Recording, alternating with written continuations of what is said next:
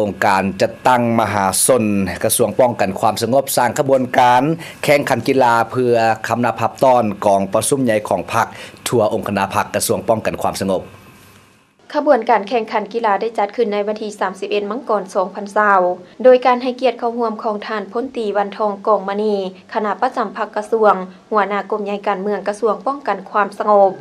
มีห้องหัวหน้ากรมใหญ่การเมืองหัวหน้ากรมกององค์การจัดตั้งมหาชนและนักกีฬาเข้าร่วมท่านพันเอกนางวัชรีสิทธิลือไสประธานคณะบริหารงานสาพันธ์มิหญิงกระทรวงป้องกันความสงบได้กล่าวว่าการจัดการแข่งขันกีฬาในครั้งนี้เพื่อเป็นการคำนำรับตอนกองประชุมใหญ่ของพรรคทั่วองค์คณะพรรคกระทรวงป้องกันความสงบและกองประชุมใหญ่ของ3องค์การจัดตั้งมหาชนให้มีบรรยากาศฟุดฟื้นมวลซื่นนอกนั้นก็เพื่อเป็นการสร้างความสามัคคีที่เป็นบุญเสือของกำลังป้องกันความสงบขององค์การจัดตั้งมหาชนโดยผ่านขบวนการแข่งขันกีฬาซึ่งแม้นกิจกรรมหนึ่งที่นอนอยู่ในโครงการยกสูงคุณภาพขององค์การจัดตั้งมหาชนและเฮ็ดให้การแข่งขันเต็มไปด้วยบรรยากาศเบิกบานมวลซื่นรับประกันได้ถึงความสามัคคีมิตรภาพสุขภาพระเบียบวินัยฮู้ใดฮู้เสียฮู้ให้อภัยซึ่งกันและกันนอกนั้นก็เพื่อเป็นการประกอบส่วนพัฒนาเวียกงานกีฬากายกรรมในกำลังป้องกันความสงบให้มีความเข้มแข็งทางด้านการจัดตั้งมีระเบียบวินัยเข้มงวดการแข่งขันกีฬาครั้งนี้ประกอบมี3ประเภทคือกีฬาบานเตทรายกีฬาบานทรงและกีฬาเปตังในนั้นกีฬาบานเตทราย8คนมี12ทีมกีฬาบานทรงหญิง8ทีมและกีฬาเปตังมี3สายคือเปตังสายมี18ทีมเปตังหญิง18ทีมและทีมการนำมี18ทีมเข้าร่วมแข่งขัน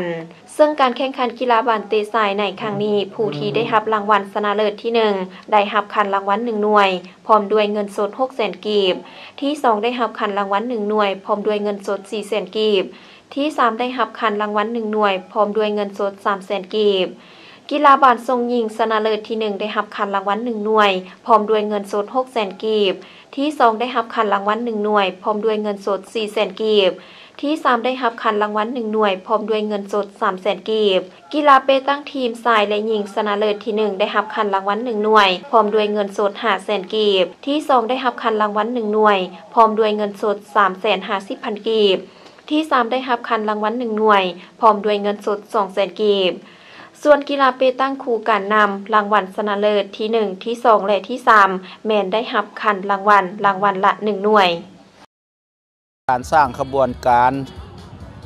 คำนับรับตอนกองประชุมที่สำคัญของพรรคของชาติเว้ารวมเว้าโดยเฉพาะแม่นสร้างขบวนการตอนรับกองประชุมใหญ่ขององค์คณะพรรคกระทรวงและ3องค์การจะตั้งมหาชนขั้นกระทรวง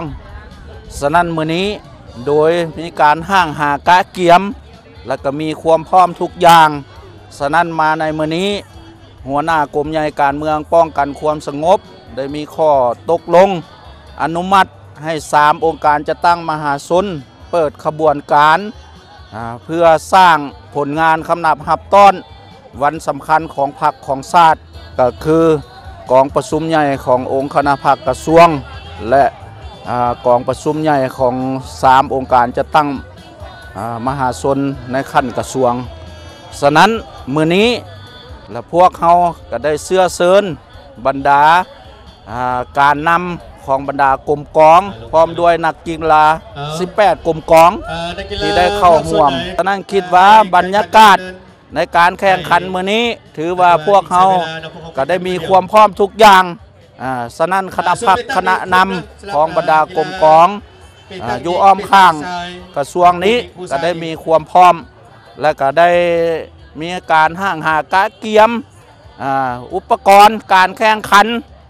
อย่างครบสุดแล้วก็ถือว่ามื้อนี้ก็เป็นปางบุญใหญ่อันหนึ่งที่จัดการแข่งขันเพื่อคำนับรับต้อนวันสำคัญของพรรคของชาติและกองประชุมใหญ่ขององค์คณะพรรคกระทรวงป้องกันความสงบและกองประชุมใหญ่ของ3องค์การจะตั้งมหาชนขั้นกระทรวง